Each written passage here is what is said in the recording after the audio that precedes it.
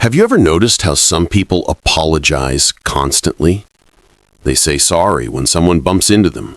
They apologize for asking a question. They even say sorry for saying sorry too much. Meanwhile, others in the exact same situations never apologize at all. Same circumstances, same moments, completely different responses. But here's the question. What makes someone apologize for things that aren't remotely their fault? Why do they carry this burden of responsibility for everything around them? Stick with me until the end, because what you'll discover might even explain why some people struggle to set boundaries, why they feel exhausted after social interactions, and why they seem to carry the weight of everyone else's emotions. For some, the story is simple but painful. These are people who learned early on that apologizing kept them safe. Imagine this. You're a child, and the emotional temperature of your home depends entirely on someone else's mood. You don't know what will trigger anger or disappointment. So you become hyper-vigilant. You learn to apologize before anything goes wrong. You apologize preemptively because it's armor. This is what psychologists call learned helplessness mixed with hypervigilance. When you grow up in an environment where outcomes feel unpredictable and criticism is constant, your brain develops a survival strategy. That strategy? Minimize conflict at all costs. The apology becomes a shield. It's not really about taking responsibility. It's about creating emotional distance from potential harm. It's about saying, I'm sorry, so that maybe, just maybe, you won't have to deal with someone else's anger, disappointment, or withdrawal. These people learned that their feelings came second, always, and that apologizing was the price of keeping peace, even if the peace was only temporary and never actually theirs. So they carry this pattern into adulthood. They apologize to colleagues, friends, strangers. They apologize for existing in spaces that are rightfully theirs. Because somewhere deep down, they're still that child trying to stay safe. The apology isn't weakness. It's a protection mechanism that once served them well, but now exhausts them daily. Then there's another group.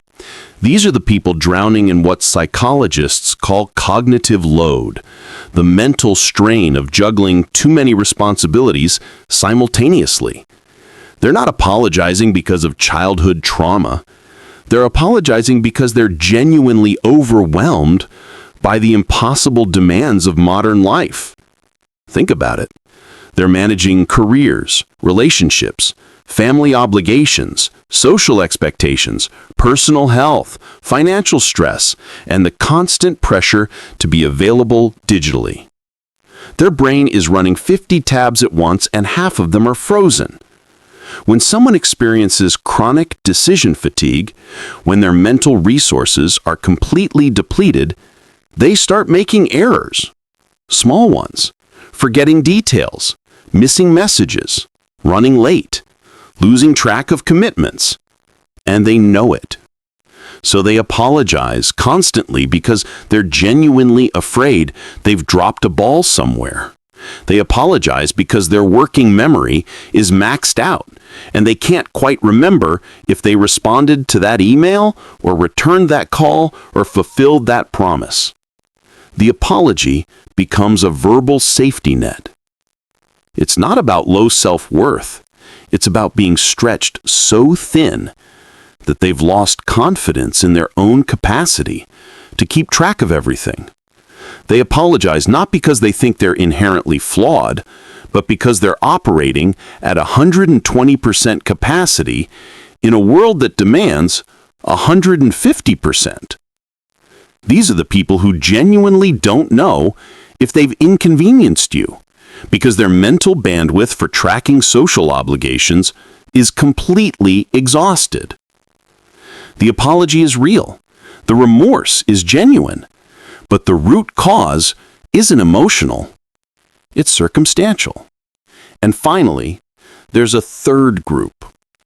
These people apologize excessively because they have an unusually strong sense of personal agency, and it's become distorted.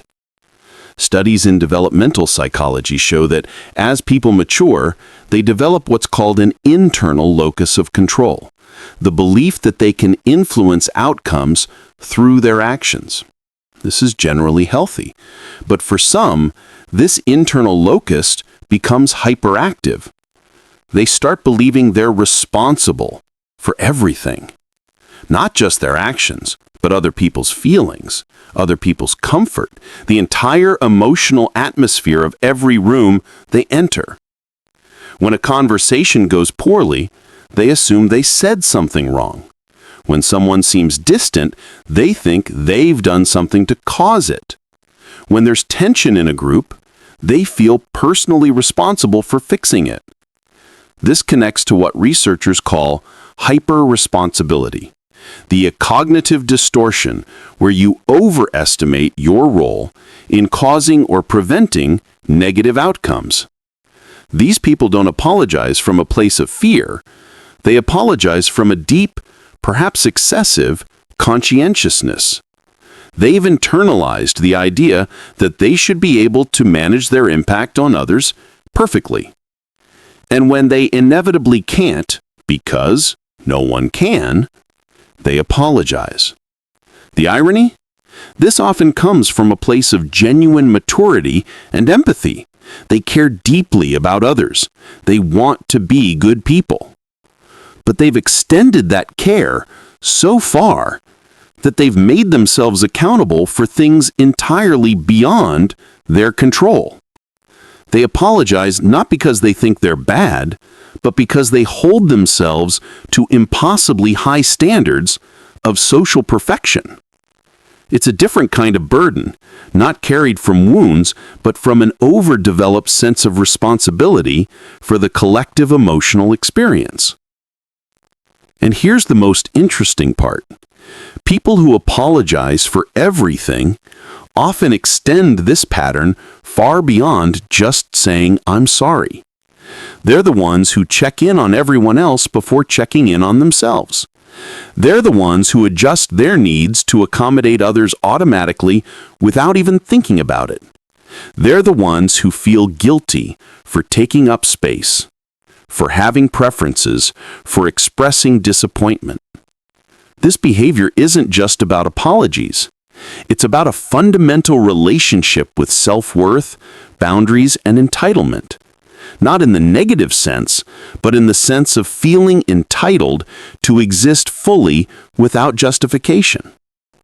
Does that mean they never feel angry or frustrated? Of course not. They're human. But they've learned, through pain, through overwhelm, or through excessive empathy, that their own feelings are secondary to maintaining social harmony, or at least what they perceive as harmony. And here's what makes this so complex. Sometimes this trait serves them well. It makes them deeply empathetic, highly considerate, and socially attuned. People often describe them as the nicest person they know.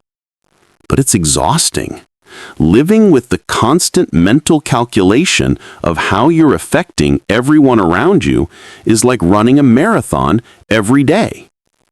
The question isn't whether apologizing is good or bad. The question is, are you apologizing from choice or from compulsion? Are you apologizing because you genuinely want to repair something, or because you've been conditioned to believe that your existence requires constant justification? That's where the real insight lives. So whether you're someone who apologizes reflexively or someone who's watching this trying to understand why your friend, partner, or colleague does it, now you know there are layers.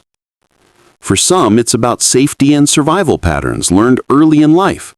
For others, it's about being genuinely overwhelmed by the impossible demands of modern existence. And for many, it's about an overdeveloped sense of responsibility for other people's experiences. The question is, which one are you? Or maybe you recognize all three at different times in your life. Are you apologizing because you genuinely did something wrong, or are you apologizing because somewhere along the way you learned that taking up space requires permission?